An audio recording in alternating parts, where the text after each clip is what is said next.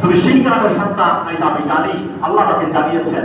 কথা শোনার পরে তার মাথায় মুখে চুমা দেওয়া শুরু করলেন, ছেলেটি ইসলাম গ্রহণ করলেন।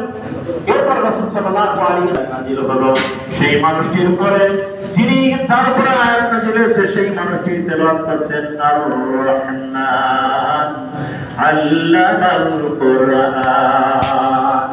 এই কথা শোনার পরে ওই জিনটা বলল, ইন্না সামি'না কুরআনান আজাবা, আজকে এক আশ্চর্য ধরনের কিতাব শুনলাম।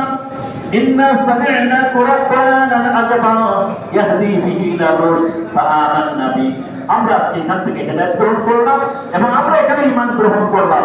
রাসূল সাল্লাল্লাহু আলাইহি ওয়াসাল্লামের হাতে হাত দিয়ে ইসলাম গ্রহণ করলাম। ওই জিনেরা তাদের অঞ্চলে গিয়ে দাওয়াত দেওয়া শুরু করে দিল। সুবহানাল্লাহ।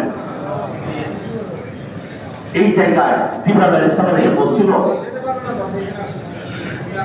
তাইফের মানুষের আপনাকে নির্যাতন করেছে দিনের কারণে, আপনি শুধু অনুমতি দেন গোটা তায়েফ জনপদকে তছনছ করে দিয়ে যায়।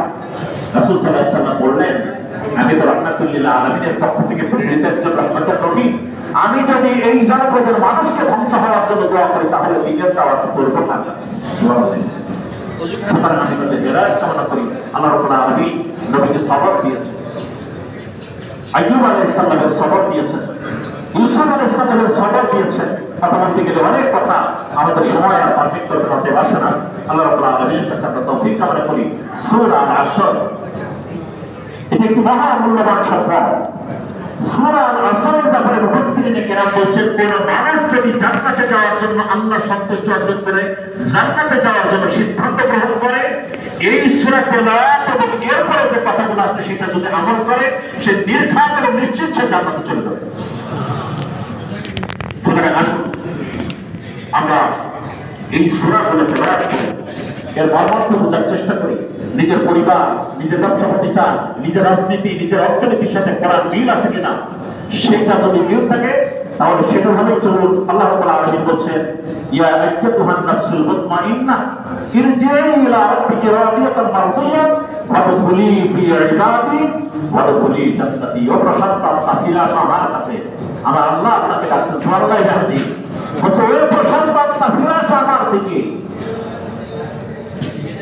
ওয়াদখুলি ফি ইবাদি, আমার বান্দার কাছে চলে যাও এবং আমি আল্লাহ রাব্বুল আলামিন তারপরে বলছি ওয়াদখুলি জান্নাতি, আমার তৈরি করা জান্নাতে তুমি প্রবেশ করে চলে যাও। সুবহানাল্লাহ।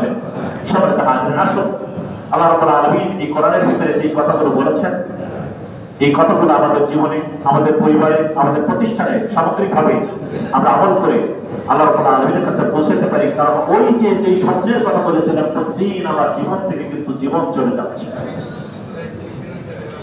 বিয়ে হয় আলো জ্বালিয়ে, জন্মদিন পালন করা হয় আলো নিভিয়ে। অর্থাৎ এই জন্মদিন পালনের মাধ্যমে আলো নিভিয়ে দেওয়া হলো, বলে দেওয়া হলো তোমার জীবনে কিন্তু আগামীকাল কালো রাত আসছে। সুতরাং সেই কালো রাতকে যদি আল্লাহর সাথে আমি পেতে চাই, তাহলে আমাকে আমলের সওয়াব করতে হবে, সবর করতে হবে, ভালো কাজের সাথে থাকতে হবে। আমরা কি পারবো ইনশাআল্লাহ? আল্লাহ রাব্বুল আলামিন আজকের এই আলোচনা থেকে শিক্ষা গ্রহণ করে আমাদের জীবন পরিচালনা করার তৌফিক দান করুন। আমিন। আসসালামু আলাইকুম ওয়া রাহমাতুল্লাহি ওয়া বারাকাতুহু। সুন্নাত যাদের বাকি আছে আমরা সুন্নাত পড়ে নিই, এরপরে নামাজ শুরু হবে ইনশাআল্লাহ।